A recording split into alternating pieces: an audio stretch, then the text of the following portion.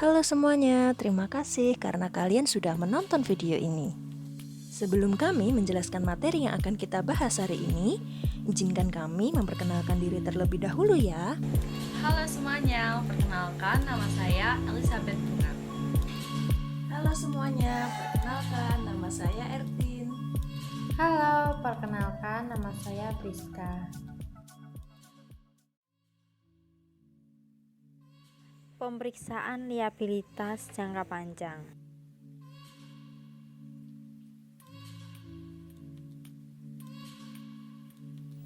Menurut PSAK, IAI tahun 2015 halaman 1 dan halaman 8. Kewajiban berbunga jangka panjang tetap diklasifikasikan sebagai kewajiban jangka panjang, walaupun kewajiban tersebut akan jatuh tempo dalam jangka waktu 12 bulan sejak tanggal laporan posisi keuangan apabila ada 3. Yang pertama, kesepakatan awal perjanjian pinjaman untuk jangka waktu lebih dari 12 bulan. Yang kedua, perusahaan bermaksud membiayai kembali kewajibannya dengan pendanaan jangka panjang. Yang ketiga, penjadwalan kembali pembayaran yang resmi disepakati sebelum laporan keuangan dipersetujui. Terdapat kewajiban yang akan jatuh tempo dalam siklus operasi tahun berikutnya. Diharapkan dapat dibiayai kembali atau diperpanjang kembali sehingga tidak diharapkan adanya penggunaan modal kerja lancar. Kewajiban seperti itu merupakan bagian dari pembiayaan jangka panjang perusahaan yang diklasifikasikan sebagai kewajiban jangka panjang. Dalam hal tidak terdapat perjanjian mengenai pembiayaan kembali, maka pembiayaan kembali tidak dapat diasumsikan akan terjadi secara otomatis, sehingga liabilitas harus diklasifikasikan sebagai liabilitas jangka pendek. Perjanjian kembali harus secara resmi disepakati sebelum laporan keuangan yang disetujui pembentukan bahwa pada tanggal laporan posisi keuangan. Neraca substansi liabilitas merupakan liabilitas jangka panjang. Menurut Sukrisno Agus, liabilitas jangka panjang adalah kewajiban perusahaan kepada pihak ketiga yang jatuh tempo atau harus dilunasi dalam waktu lebih dari 1 tahun. Berikut beberapa contoh liabilitas jangka panjang. Yang pertama yaitu adalah kredit investasi. Kredit investasi adalah pinjaman dari bank atau lembaga keuangan bukan bank yang digunakan untuk pembelian aset tetap, kecuali tanah, misalnya gedung atau mesin. Jika pinjaman tersebut diperoleh dari bank atau lembaga keuangan di luar negeri, maka hal itu disebut offshore loan. Dalam hal pinjaman diperoleh dalam mata uang asing dan pembayaran kembali pinjaman maupun bunganya juga dilakukan dalam mata uang asing.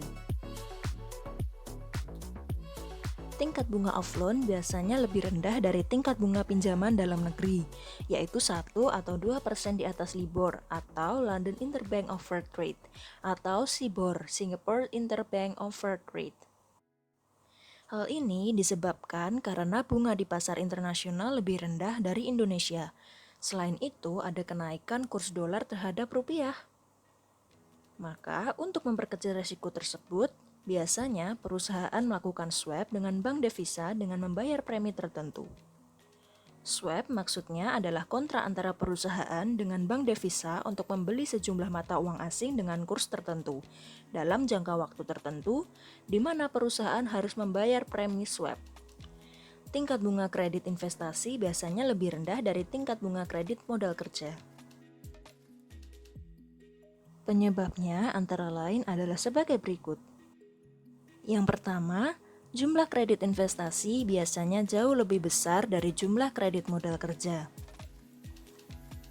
Penyebab yang kedua yaitu kredit investasi biasanya digunakan untuk pembelian aset tetap, pada waktu perusahaan baru akan beroperasi atau untuk perluasan usaha, sehingga diperlukan beberapa tahun untuk dapat menghasilkan pendapatan. Penyebab yang ketiga yaitu jangka waktu pengembalian kredit investasi biasanya lebih dari 1 tahun, sehingga bagi bank sebagai kreditur berarti dananya sudah pasti akan memberikan hasil dalam bentuk pendapatan bunga dalam waktu yang panjang, yaitu lebih dari 1 tahun. Penyebab yang terakhir atau yang keempat yaitu untuk meringankan beban perusahaan sebagai debitur, biasanya bank memberikan grace period, yaitu tenggang waktu di mana perusahaan belum perlu membayar cicilan pinjaman, kadang-kadang belum perlu membayar bunga.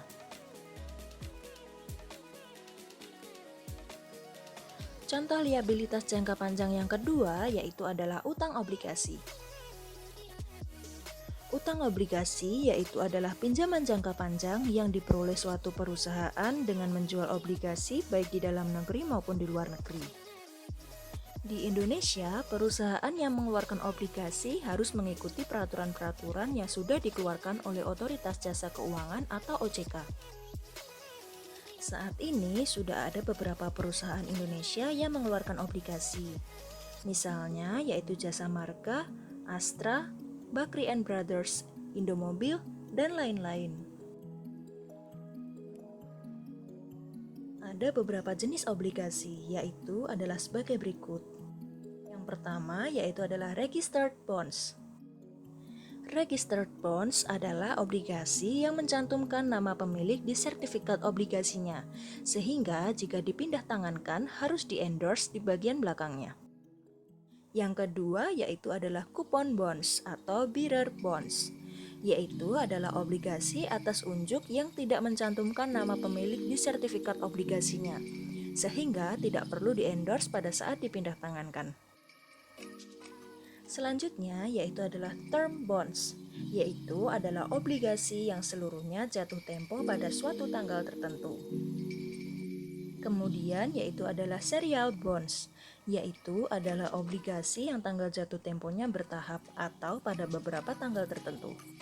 Kemudian yang kelima ada convertible bonds, yaitu adalah obligasi yang bisa ditukar dengan surat berharga. Selanjutnya adalah callable bonds, yaitu adalah obligasi yang memberikan hak kepada perusahaan yang mengeluarkan obligasi tersebut untuk melunasi obligasi tersebut sebelum tanggal jatuh temponya. Selanjutnya yang ketujuh yaitu adalah secured bonds, yaitu adalah obligasi yang dijamin dengan harta perusahaan, sehingga jika perusahaan yang mengeluarkan obligasi tidak dapat melunasi obligasi tersebut pada tanggal jatuh temponya, maka pemilik obligasi dapat mengklaim harta yang dijaminkan untuk pelunasan obligasi tersebut. Yang terakhir yaitu yang kedelapan adalah unsecured bonds, yaitu pengertiannya adalah obligasi tanpa jaminan. Contoh liabilitas jangka panjang yang ketiga yaitu adalah wesel bayar. Wesel bayar yang jatuh temponya lebih dari 1 tahun yaitu adalah suatu pernyataan tertulis dari debitur bahwa ia berjanji untuk membayar sejumlah tertentu pada tanggal tertentu dengan memperhitungkan tingkat bunga tertentu. Contoh yang keempat yaitu adalah utang kepada pemegang saham atau perusahaan induk atau perusahaan afiliasi.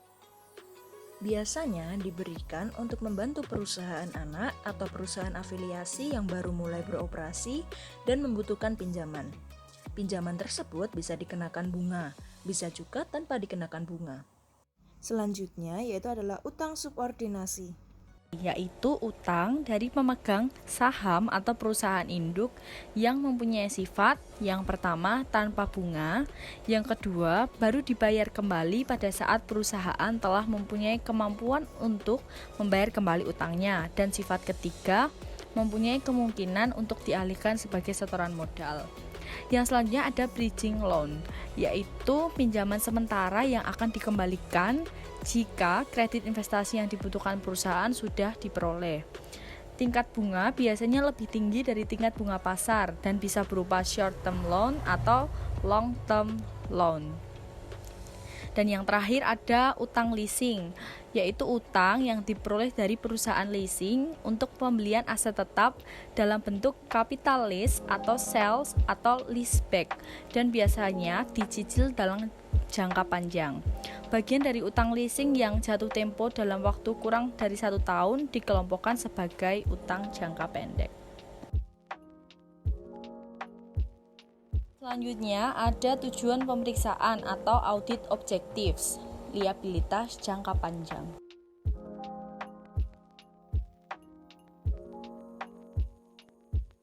Tujuan yang pertama untuk menentukan apakah terdapat internal control yang baik atas liabilitas jangka panjang. Yang kedua, untuk menentukan apakah liabilitas jangka panjang menjadi kewajiban perusahaan sudah dicatat seluruhnya per tanggal laporan posisi keuangan atau neraca dan diotorisasi oleh pejabat perusahaan yang berwenang. Yang ketiga, untuk menentukan apakah liabilitas jangka panjang yang tercantum di laporan posisi keuangan betul-betul merupakan kewajiban perusahaan. Yang keempat, untuk menentukan apakah liabilitas jangka panjang yang berasal dari legal claim atau aset yang dijaminkan sudah diidentifikasi. Yang kelima, menentukan apakah liabilitas jangka panjang dalam valuta asing per tanggal laporan posisi keuangan sudah dikonversikan ke dalam rupiah dengan kurs tengah Bank Indonesia per tanggal laporan posisi keuangan, dan selisih kurs yang terjadi sudah dibebankan pada laba rugi tahun berjalan.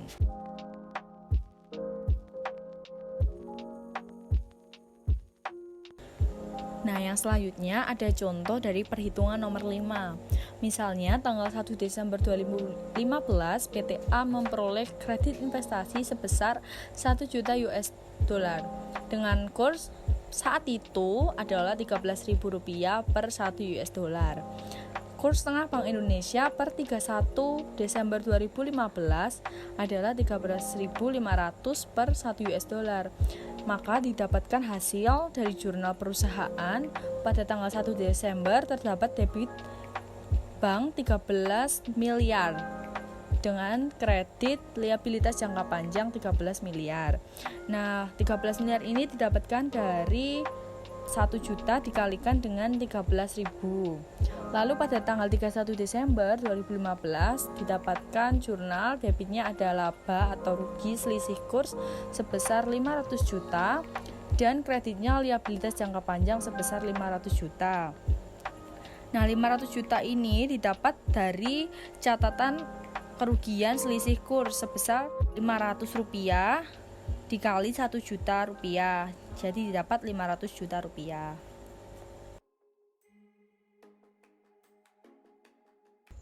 Tujuan yang selanjutnya, biaya bunga dan bunga yang terutang dari liabilitas jangka panjang serta amortisasi dari premium atau diskon obligasi telah dicatat per laporan posisi keuangan. Selanjutnya, biaya bunga liabilitas jangka panjang yang tercatat pada tanggal laporan posisi keuangan betul telah terjadi, dihitung secara akurat dan merupakan beban perusahaan. Tujuan yang selanjutnya, semua persyaratan dalam perjanjian kredit telah diikuti oleh perusahaan sehingga tidak terjadi bank default.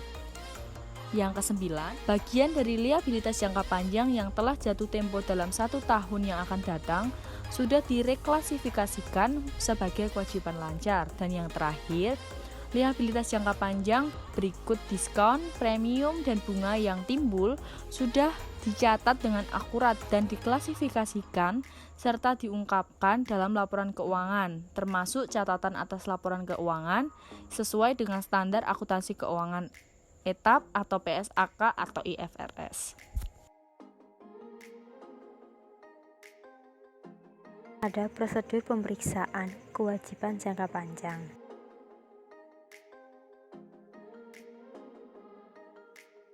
Prosedurnya yang pertama, pelajari dan evaluasi internal kontrol atas hutang jangka panjang. Yang kedua, dapatkan dan periksa ringkasan perubahan hutang jangka panjang berikut diskon, premium, dan bunga selama periode yang diperiksa. Yang ketiga, kirimkan konfirmasi kepada bank untuk menanyakan plafon kredit, saldo pertanggal, neraca, tingkat bunga, jangka waktu pinjaman, dan jaminan kredit. Yang keempat, mintalah kopian perjanjian kredit untuk permanen file dan perhatikan apakah data yang tersebut sesuai dengan data yang tercantum dalam kertas kerja. Pemeriksaan hutang jangka panjang. Selanjutnya yang kelima, pemeriksaan apakah hutang jangka panjang yang diperoleh sudah disetujui direksi atau dewan komisaris atau pemegang saham. Selanjutnya, periksa perhitungan bunga, pembayaran bunga, dan amortisasi diskon atau premium dari obligasi. Yang ketujuh, periksa apakah ada hutang jangka panjang atau wesel bayar yang diperpanjang setelah tanggal neraca untuk mengetahui apakah hutang tersebut harus tetap disajikan sebagai hutang jangka panjang atau hutang lancar. Yang kedelapan, jika ada hutang dari pemegang saham atau dari direksi atau perusahaan afiliasi harus dikirim konfirmasi dan diperiksa apakah ada pembebanan bunga atas pinjaman tersebut. Prosedur pemeriksaan liabilitas jangka panjang yang selanjutnya atau yang kesembilan adalah seandainya ada utang leasing, periksa apakah pencatatannya dan penyajiannya di laporan posisi keuangan atau neraca sudah sesuai dengan standar akuntansi sewa guna usaha atau yang terdapat di dalam PSAK nomor 30 revisi 2015 tentang sewa. Selanjutnya yang ke-10, periksa apakah ada bagian dari liabilitas jangka panjang yang jatuh tempo dalam waktu 1 tahun yang akan datang sehingga harus direklasifikasi sebagai liabilitas jangka pendek. Dan yang ke-11, seandainya ada liabilitas jangka panjang yang harus dibayar kembali dalam mata uang asing, periksa apakah pertanggal laporan posisi keuangan sudah dikonversikan ke dalam rupiah dengan menggunakan kurs tengah Bank Indonesia per tanggal laporan posisi keuangan dan selisih kurs yang terjadi sudah dibebankan atau dikreditkan pada laba rugi tahun berjalan.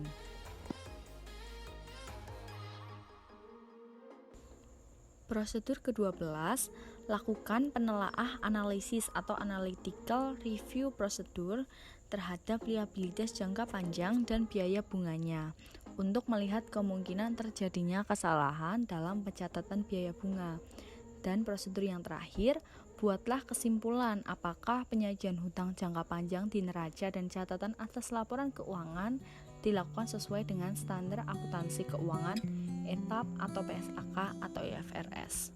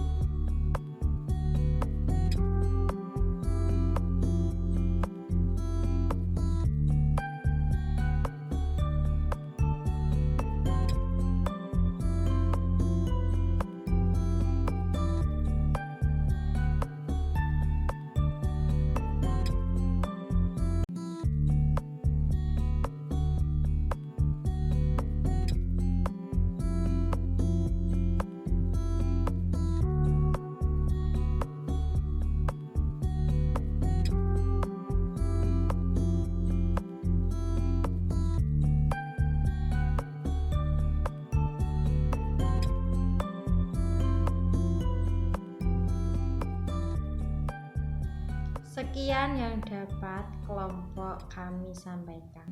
Apabila dari kami ada kesalahan penyampaian kata-kata, kami mohon maaf ya. Semoga teman-teman semua yang menonton video ini bisa semakin paham tentang materi dari pemeriksaan liabilitas jangka panjang. Terima kasih.